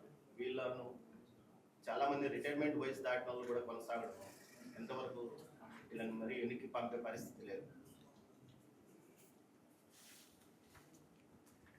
టీటీడీ అడ్మినిస్ట్రేషన్కి ఎవరి సేవలు అవసరము, ఎవరి సేవలు అవసరం లేదు అనేది టీటీడీ నిర్ణయించుకుంటుంది. దాని ప్రకారమే రిటైర్డ్ వాళ్ళు అవసరం అనుకుంటే వాడుకుంటారు. దాంట్లో తప్పు లేదు. రిటైర్డ్ అయిపోయిన తర్వాత వాడుకోకూడదని ఏముంది, వాడుకోవచ్చు. వాడుకోకూడదు అనేది ఏది నిబంధన లేదు. వాడుకుంటే తప్పు అనేది కూడా లేదు. వాడుకుంటున్నాము, వాడుకోవడంలో తప్పు లేదు. ఎవరైతే మంచి వాళ్ళు అనుకున్నామో, మంచి సర్వీసులు అందిస్తున్నారో వాళ్ళని వాడుకుంటున్నాం. దాంట్లో తప్పు లేదు. So previous trust board passed చేసిన one of the key resolutions is reducing waiting time to 2 to 3 hours. Is that can that be implemented in 2025? Are measures being drawn up and proper study is being conducted? Yeah, ఇప్పుడు దానికి సంబంధించింది ఏంటంటే, ఇప్పుడు మనకి 2 systems ఉన్నాయి. SSD tokens, SD tokens. అంటే డైరెక్ట్గా వచ్చేవాళ్ళు ఎస్ఈడి ఆన్లైన్లో బుక్ చేసుకుంటారు. ఎస్ఎస్డి ఇక్కడికి వచ్చిన తర్వాత కరెంట్ బుకింగ్లో తీసుకుంటారు. ఎస్డి అనేది టికెట్ కోటా మించిపోయిన వాళ్ళు ఇంకా టికెట్స్ ఇవ్వలేమన్నప్పుడు వాళ్ళు వస్తారు. ఇప్పుడు ఏంటంటే అందరినీ కూడా వర్చువల్ క్యూలో పెట్టాలనేది ఉద్దేశం. దానికి కొన్ని ఛాలెంజెస్ ఉన్నాయి. ఆ ఛాలెంజెస్ని అడ్రస్ చేయాలంటే చాలా కాంప్లెక్స్ ఇది. రోజు కూడా ఎడిషనల్ ఈవో గారు, వాళ్ళ స్టాఫ్ వీళ్ళందరూ కూడా డైలీ చేసేది అదే పని. అది ఎంతమంది ఉన్నారు, ఎంతమంది ఈ క్యూలో ఉన్నారు, మన సేవలు ఎప్పుడు దాకా ఉన్నాయి, ఇవన్నీ మేనేజ్ చేసుకుంటూ ఎంతమందికి టికెట్లు ఇవ్వాలి, రోజు నెక్స్ట్ డేకి వచ్చే తర్వాత రోజుకి ఎన్ని స్లాట్లు ఇవ్వాలి, 24 గంటలు ఇద్దామా, లేకపోతే ఆ స్లాట్లు ఏమైనా అడ్జస్ట్ చేద్దామా, ఎక్కువ చేద్దామా, తక్కువ చేద్దాం, ఇవన్నీ కూడా రోజు చేసే డెసిషన్. ఇవన్నీ కూడా చాలా కాంప్లెక్స్ డెసిషన్స్. ఇదంతా ఇంతకుముందు కూడా కొంతమంది వచ్చి స్టడీ చేసి రిపోర్ట్లు ఇచ్చేసి వెళ్ళిపోయారు. హార్వర్డ్ బిజినెస్ రివ్యూలో కూడా ఒక ఆర్టికల్ కూడా ఉంది. అది ఉపయోగం లేదు కదా. పరిస్థితి అయితే అలాగే ఉంది. ఇదంతా చాలా కాంప్లెక్స్. అందుకని ఎవరన్నా మనతో పాటు పనిచేసి సమస్యని పూర్తిగా అర్థం చేసుకుని ఇంప్లిమెంట్ చేయగలిగే వాళ్ళు కావాలి. సో టీసీఎస్ వాళ్ళని ఆల్రెడీ మేము అడగడం జరిగింది. టీసీఎస్ వాళ్ళు 3 ఎక్స్పర్ట్స్ని మాతో పాటు ఒక 6 నెలలు ఉంచమని అడిగాం.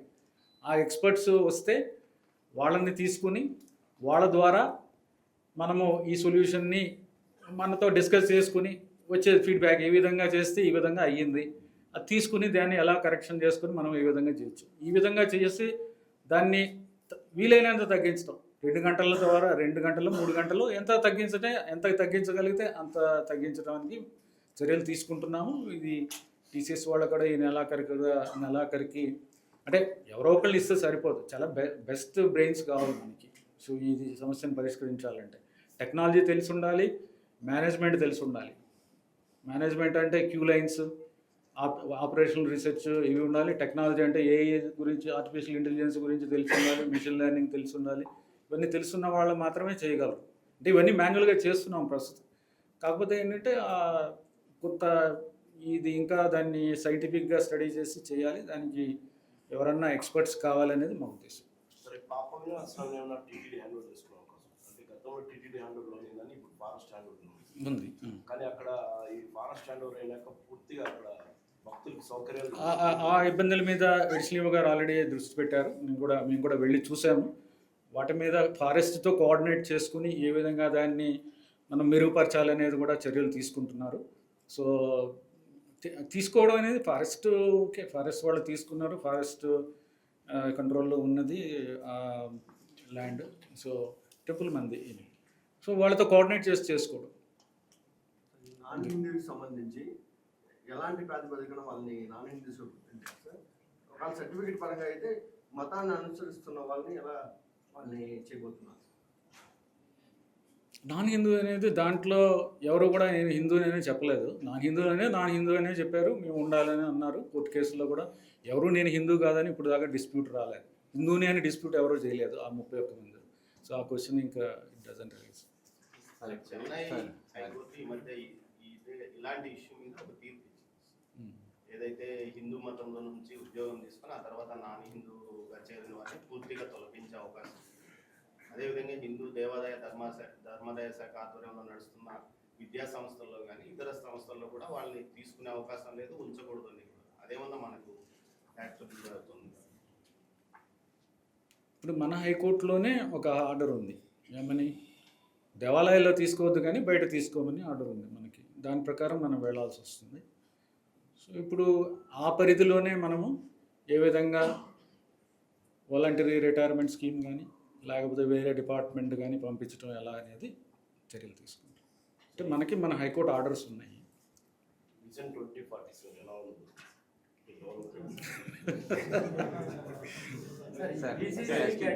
బ్రహ్మాండంగా ఉండబోతుంది. భక్తులు వాడాలి, గ్యాలరీలు కూడా పెంచే అవకాశం ఉంది. గ్యాలరీ సేవలు పెంచే అవకాశం ఉంది. బ్రహ్మోత్సవాల్లో భక్తులు మనం గుర్తుపట్టి పరిమితులు స్పేస్ ఉన్నా కూడా వాడుకోలేకపోతున్నాం. దాని మీద ఒక కన్సల్టెంట్ని పిలవడం జరిగింది. గ్యాలరీస్ ఏ విధంగా మనము ఉన్న కెపాసిటీని ఉపయోగించుకోవడం పెంచగలమా అనే దాని మీద చూడటానికి ఒక కన్సల్టెంట్ పిలవడం జరిగింది. ఎప్పుడు వస్తున్నారు? ఓకే, త్వరలోనే దాని మీద కూడా చర్యలు తీసుకుంటాం జరుగుతుంది. ఆల్రెడీ మేము స్టడీ చేస్తున్నాం ఇష్యూ. కొత్త ప్రాజెక్ట్ ఏమన్నా గ్యాలరీ ఎప్పుడు వస్తుంది? గ్యాలరీ కన్సల్టెంట్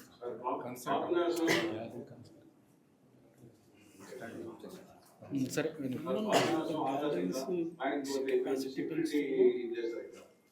ఓకే నిమిషం.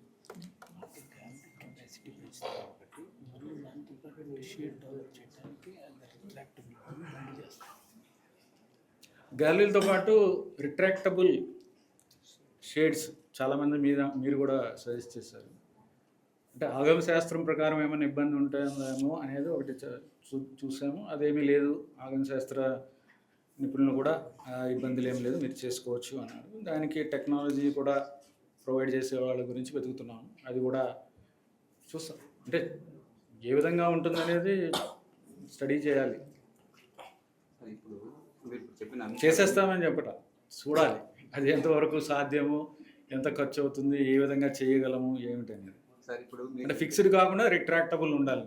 ఫిక్స్డ్ ఉంటే మళ్ళీ దాని అందం పోతుంది ఆ గ్యాలరీ. ఒక నిమిషం ఆయన ఇప్పుడు మీరు చెప్పిన అంశాలన్నిటి మీద యాక్చువల్గా ఈ షార్ట్ సర్వ్లో మీరు ఇంత లోతుగా వెళ్తారని అనుకోలేదు. ఇంక సేమ్ టైం మాలాంటి వాళ్ళకి కొద్దిగా అవమానం ఉంది. ఎందుకంటే ఇంత వర్క్ జరిగితే మాకు తెలియకుండా ఉంది. ఇంత వర్క్ జరిగిన తర్వాత ప్రతి ఇష్యూలో లోపలికి వెళ్ళారు, బాగా చాలా లోపలికి వెళ్ళారు. సో మేము యాక్చువల్గా అయితే ప్రతి చిన్న విషయం మాకు తెలుస్తుంది. అయితే ఇంత పెద్ద పెద్ద డెవలప్మెంట్స్ ఇంత పెద్ద కన్సల్టెన్సీ చెప్పిన మాకు తెలియడం లేదు. సో మేము మాకు మేమే మీరు చెప్పిన తర్వాత ప్రెస్ మీట్ మీరు చెప్పిన తర్వాత ఇమీడియట్గా చెప్తున్నప్పుడే మాకు మేము అవమానంగా ఫీల్ అవుతున్నాం. సో మీకు మధ్యలో బ్రహ్మోత్సవాలు తర్వాత కొన్ని కారణాల వలన మీతో ఎక్కువ ఇంటరాక్ట్ కాలేకపోయాము మధ్యలో. సో డెఫినెట్గా ఇవన్నీ కూడా రెగ్యులర్గా మీకు చెప్పడం జరుగుతుంది. సార్ బిఫోర్ దట్ సార్ మీరు ఇన్నర్లేండి మీ యాటిట్యూడ్ అది మీ వర్క్ అది సారీ యాటిట్యూడ్ కాదు, వర్క్ నేచర్ అది. కాబట్టి మేము మా రిక్వెస్ట్ ఏంటంటే మీరు చెప్పిన అంశాల మీద అట్లీస్ట్ 10 days ఇక్కడ ఆ కన్సల్టెన్సీ ప్లస్ ఆ డిపార్ట్మెంట్ ప్లస్ మీరైతే ఎక్స్పర్ట్ ఎవరు తీసుకుంటున్నారో వాళ్ళు ఒక్కొక్కరిని అట్లీస్ట్ 20 hours లేకపోతే 10 days డేకి 2-3 hours ఇదే ఇక్కడ తిరుమల రిపోర్టర్స్కి ఒక్కొక్క ఇష్యూ మీద ఒక ఇంటరాక్షన్ సెషన్ పెడితే ఇక దానివల్ల ఏమవుతుందంటే అవేర్ అవుతాము ఒకటి. తప్పకుండా. నెంబర్ టూ వచ్చి ప్రతి ఇష్యూ మీద క్వశ్చన్స్ కూడా కొద్దిగా బాగుంటాయి. ఎందుకంటే మీరు చార్జ్ పెట్టి చెప్పారు, అది చార్జ్ పెట్టి కానీ ఆర్టిఫిషియల్ ఇంటెలిజెన్స్ కానివ్వండి, ఇవన్నీ పూర్తిగా చాలా లోతైన అంశాలు, డిఫరెంట్ ఇష్యూస్. మనం ఆర్ఎఫ్ఐడి తీసుకున్నా అదొక డిఫరెంట్ ఇష్యూ. అదే కదా, ఏదైనా సరే ఇప్పుడు మీరు ఒక ముఖ్యమైన స్టేక్ హోల్డర్స్ కన్సల్టేషన్ అనేది అందరితోనే చేయడం జరుగుతుంది. తప్పకుండా విజన్ చేసినప్పుడు కూడా మీతో మాట్లాడటం జరుగుతుంది. వాళ్ళే అవసరం లేదు సార్. అదే కదా, అందరూ మాట్లాడతారు మీతో. మీరు సిపిఆర్ గారు అందరితో. ఇప్పుడు మా ఎంప్లాయీస్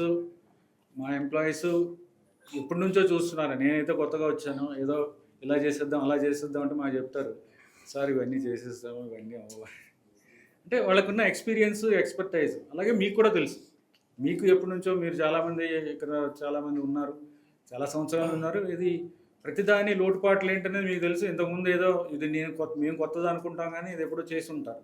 అవన్నీ కూడా మీతో కన్సల్ట్ చేసిన తర్వాత డెఫినెట్గా మీ ఫీడ్బ్యాక్ కూడా తీసుకుంటాం. ఇప్పుడు బ్రహ్మోత్సవాలు, పద్మావతి అమ్మవారి బ్రహ్మోత్సవాలు కానీ, స్వామివారి బ్రహ్మోత్సవాలు కానీ, ఇవన్నీ కూడా మీరు ఫీడ్బ్యాక్ మంచి ఫీడ్బ్యాక్ ఇచ్చారు. అది కూడా సిపిఆర్ గారు మీతో మాట్లాడారు. దాని తర్వాత పోయినసారి జరిగిన ఏమి వాటిలో ఏమున్నాయో చూసాము. న్యూస్ పేపర్లో మీరు రాసిన ఆర్టికల్స్ కూడా చూసాము, ఏమున్నాయి ఏంటి అనేది అన్నీ చూసి చేస్తున్నాం. మీరు అందుకే చెప్పింది, నేను ఫస్ట్ ముందే చెప్పాను కదా, మీ ఫీడ్బ్యాక్, మీ కంట్రిబ్యూషన్ గురించి నేను ఆల్రెడీ చెప్పాను. సో మిమ్మల్ని కూడా కన్సల్ట్ చేయడం జరుగుతుంది తప్పకుండా.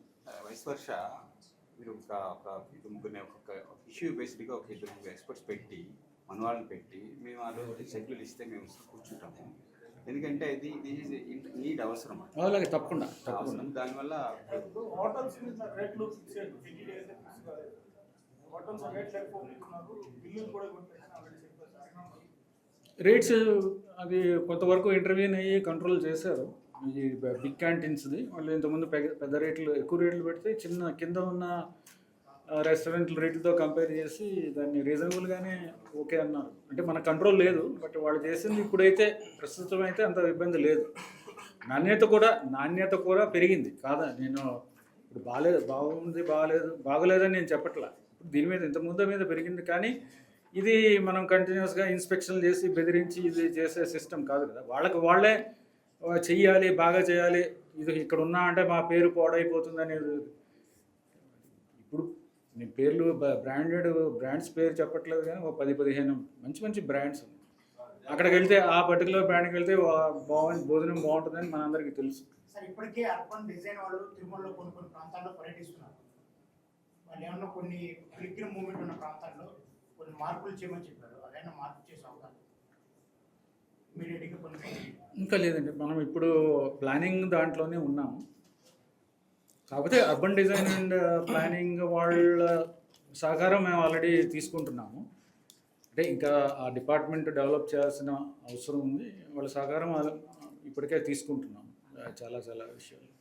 కొన్ని ప్రాంతాల్లో పిలిగ్రిమ్ మూవ్మెంట్ ఉన్న ప్రాంతాల్లో కొన్ని మార్పులు చెప్పారు కదా. లేదు, అది మాస్టర్ ప్లాన్, విజన్ ప్లాన్ అయిన తర్వాతే చేస్తాం. అంటే ఇది చేసిన తర్వాత మళ్ళీ ఇలా కాదు అలా కాదు అనేది కాదు, ఒకసారి ఫైనల్ అయిన తర్వాత దాన్ని మొదలు పెట్టడం జరుగుతుంది. చెప్పండి. పాపనాశం పాయింట్ వద్ద సెక్యూరిటీ, ఆర్థిక బందోబస్తు కోసం సెక్యూరిటీ కానీ పోలీస్ స్టాఫ్ కానీ ఎవరికి లేదు సార్. అక్కడ రెండోది ఎప్పుడు బ్లాక్ అయిపోతూ ఉంటుంది, వారానికి 3 రోజులు ఎక్కువ ఉంటుంది అక్కడ వారంతో. బ్లాక్ అంటే ట్రాఫిక్ వల్ల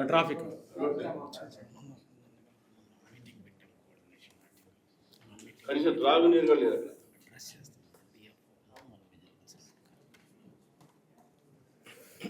ఇందాక చెప్పే కదా, ఎడిషనల్ గారు ఆల్రెడీ దాని మీద చర్యలు తీసుకుంటున్నారు. ఆ ఇష్యూ కూడా వచ్చిందని చెప్తున్నారు, ట్రాఫిక్ ఇష్యూ. దాని డిఎఫ్ఓ అండ్ పోలీస్ సైడ్ నుంచి, విజిలెన్స్ సైడ్ నుంచి కూడా. డీటెయిల్ ఫోటోస్ వస్తుంటే రింగ్ రోడ్ దగ్గర పాతికాలం గంగమ్మ గుడికి గతుకుల రోడ్డు ఉంది, కానీ ఎటువంటి కాంక్రీట్ నిర్మాణం చేస్తారు. ఆ భక్తుల రాకల పోకలకి ఏదైనా చేస్తే బాగుంది సార్. తప్పకుండా. సార్ ఇప్పుడు అకామిడేషన్ విషయంలో మీరు తర్వాత డిప్యూటీ గారి నుంచి అటెండర్ వరకు ఎవరిని ట్రాన్స్ఫర్ చేయకుండా వాళ్ళకి ఫుల్ హ్యాండ్ బాగా వర్క్ చేయడానికి మీరు ఫుల్ హ్యాండ్ ఇచ్చారు. అయితే మీరు వాళ్ళకి కావాల్సిన ఏర్పాటు కూడా చేస్తున్నారు. అయితే అకామిడేషన్ విషయంలో లాస్ట్ ఒక 20 రోజులుగా 4 రోజులు గందరగోళం ఏర్పడి దాదాపు 2 కోట్ల రూపాయలు నష్టం వచ్చే పరిస్థితి ఏర్పడింది. మూడు తుఫాన్లు వచ్చాయి, చలి తీవ్రత పెరిగింది. బయట ఏమో భక్తులంతా అట్లే ఉన్నారు, ఖాళీలు అయితే రూమ్లు అయితే ఖాళీగా అలాగే ఖాళీగా ఉండిపోయాయి. అలాట్ చేయలేదు. అలాట్ చేయకపోతే రోజుకి 9 లక్షల నష్టం వచ్చేంత రూమ్లు ఖాళీగా ఉన్నాయి. బయట ఏమో భక్తులంతా ఉన్నారు. ఆ పరిస్థితి ఎందుకు జరిగింది? రూముల అలాట్మెంట్కి ఒక స్టాండర్డ్ ప్రొసీజరు ఎవాల్వ్ చేసి దాని ప్రకారం ఒక భక్తులు అంటే దర్శనానికి వచ్చిన భక్తులకి ముఖ్యమైన ఫస్ట్ ప్రయారిటీ ఇవ్వాలనే ఉద్దేశంతో శ్రీనివాస్ గారు ఆల్రెడీ చర్యలు తీసుకున్నారు. దాని మీద మీరు చెప్పింది ఏమైనా ఉంటే చూస్తాను. బ్రేక్ విషయంలో కూడా మధ్యాహ్నం 1 గంటల వరకు కూడా బ్రేక్ వెళ్తాం. మార్నింగ్ 8:30కి వెళ్ళిన వాళ్ళు మధ్యాహ్నం 2 గంటల కన్నా రావడం, బయట రావడం. బ్రేక్ టైమింగ్స్ కొంచెం మారుస్తా చెప్పారు సార్. దాని మీద కొంచెం పెడితే బాగుంటుంది. అంటే మార్నింగ్ 8 అంటే ఇంత ముందు ఉన్న దానికి ఇప్పటికి ఏంటంటే మార్నింగ్ ఇప్పుడు శ్రీవాణి ఒకటి యాడ్ అయింది. ఆఫ్లైన్ So, ఆన్లైన్ 2 ఉంటాయి. అవన్నీ దానికి కూడా కాకుండా మనకి బ్రేక్లో విఐపి ప్రయారిటీ, జనరల్ ఈ 3 ఉంటాయి. మనకు మార్నింగ్ మీరు చూడలేదు 4 o'clock ఆ టైంలో మనకి 2.5 అవర్స్లో దాదాపు 14,000-15,000 మంది దర్శనం చేసుకుంటున్నారు. ప్రీవియస్ డే నైట్ ఉండే వాళ్ళందరూ కూడా ఎర్లీ మార్నింగ్ ఫస్ట్ 2-3 అవర్స్లోనే వెళ్ళిపోతున్నారు. అంత ర్యాండమ్గా అవర్లీ 5,200 మెంబర్స్ మనకు మార్నింగ్ తప్పితే డేలో ఎక్కడ వెళ్ళాం. సో ఇవన్నీ క్యాలిక్యులేట్ చేసాం. సామాన్య భక్తులు బాగా బెనిఫిట్ ఉండేది ఎర్లీ అవర్స్. ఆ ఎర్లీ అవర్స్లో మనం విఐపీకి తీసుకుంటే విఐపీలో మినిట్కి 8 to 12 పీపుల్ వెళ్తారు. ఆ టైంలో సామాన్య భక్తులు దాదాపు 88 మెంబర్స్ వెళ్తారు. సో ఆ రోజు నైట్ ప్రీవియస్ డే నైట్ ఉండే వాళ్ళందరూ కూడా ఎర్లీ మార్నింగ్ 2-3 అవర్స్లోనే మనకు కంప్లీట్గా వైకుంఠం 2 అంతా ఖాళీ అయిపోతుంది.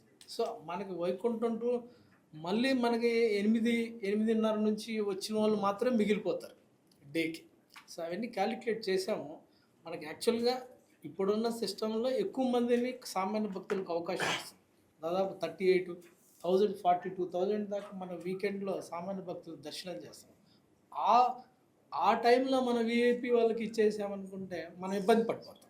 డేలో అంత లార్జ్ స్కేల్ దర్శనం కావటం కష్టమైపోతుంది. ఇప్పుడు ఎలాగో ఇవన్నీ స్టడీ చేస్తున్నాం కదా, ఈ 2 hours వెయిటింగ్ తగ్గించడానికి ఇవన్నీ కూడా కలిపి కాంప్రహెన్సివ్గా చేయాలి. ఇది ఒకటే సెపరేట్గా చేయడం అనేది కష్టం. ఎందుకంటే చాలా మార్పులు చేసాము. ఇవన్నీ కూడా గతంలో కూడా ఈవినింగ్ టైంలో కూడా నిన్న evening morning direct line, evening heavy rush వచ్చింది. మన డే అంతా అలా చుట్టానికి అవకాశం. చూద్దాం ఇవన్నీ డిస్కస్. మార్నింగ్ డైరెక్ట్ లైన్ అవుతుంది, ఈవినింగ్ వెళ్ళేసరికి మళ్ళీ భయంకరంగా యాడ్ అవుతుంది.